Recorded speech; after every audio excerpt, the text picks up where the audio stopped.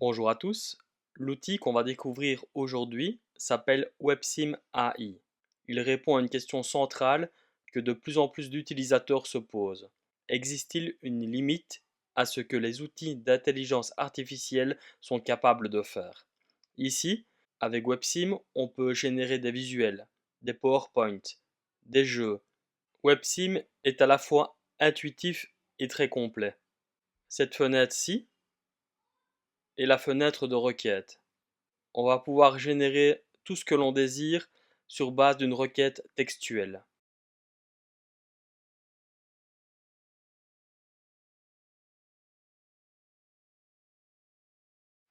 La génération du contenu est terminée.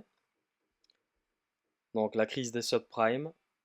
On a un premier graphique sur l'évolution du marché des subprimes. Les causes de la crise, spéculation, titrisation, manque de régulation, surendettement des ménages. Tout ça est bien correct.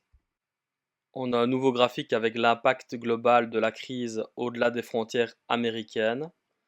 On ne lui a pas donné de statistiques brutes, donc je ne sais pas où il a été puisé ces informations. Je ne sais pas si elles sont correctes ou erronées, mais le fait est qu'il est capable de faire des graphiques. On a une citation de l'ancien président de la Réserve fédérale américaine et les leçons apprises, donc l'importance de la régulation financière, la nécessité de transparence dans les produits financiers, la vigilance contre la formation des bulles spéculatives et la responsabilité des institutions financières. Je lui demande de générer un quiz de 10 questions sur l'univers de Harry Potter, inspiré des graphismes de la Nintendo Game Boy. Je lui demande également d'incorporer un décompte de 20 secondes par question et de prévoir un classement final à 10 entrées qui ne retiendra que les meilleurs scores. Il nous a fallu plus ou moins 5 minutes et quelques demandes complémentaires pour parvenir à ce résultat-ci. Donc on peut commencer le jeu. On voit qu'on a le décompte ici.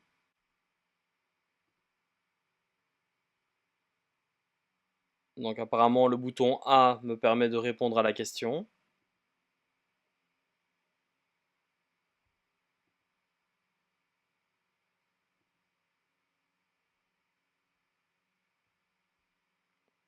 Je vais regarder en cas de mauvaise réponse ce qu'il se produit.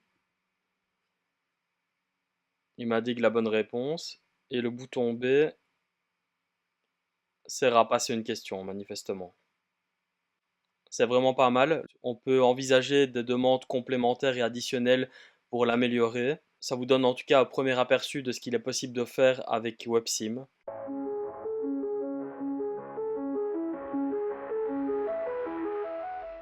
J'ai fait plusieurs tests en amont de cette vidéo et je vais vous présenter dans un montage séquence ce que j'ai pu obtenir. Ça va de la génération de cartes Pokémon fictives à la réinterprétation de certains jeux qui avaient cours dans les années 80, début des années 90 sur nos vieux PC et nos vieux Mac. Je vous laisse découvrir tout ça.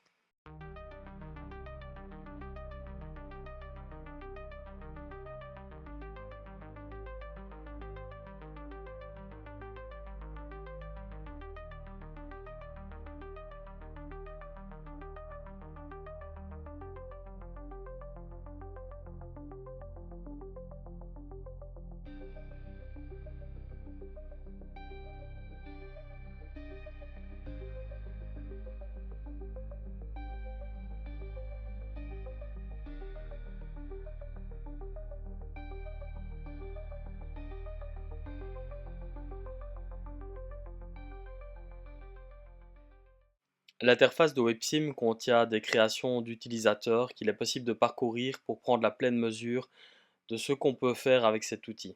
Quoi qu'il en soit, je pense que vous avez saisi les nombreuses opportunités qu'il offre. Il est possible donc de générer des quiz, des jeux, ludiques ou professionnels, d'en récupérer les liens et de les utiliser dans la vie de tous les jours. J'espère que cette vidéo vous aura été utile. Je vous souhaite une bonne fin de journée et vous donne rendez-vous à la prochaine vidéo.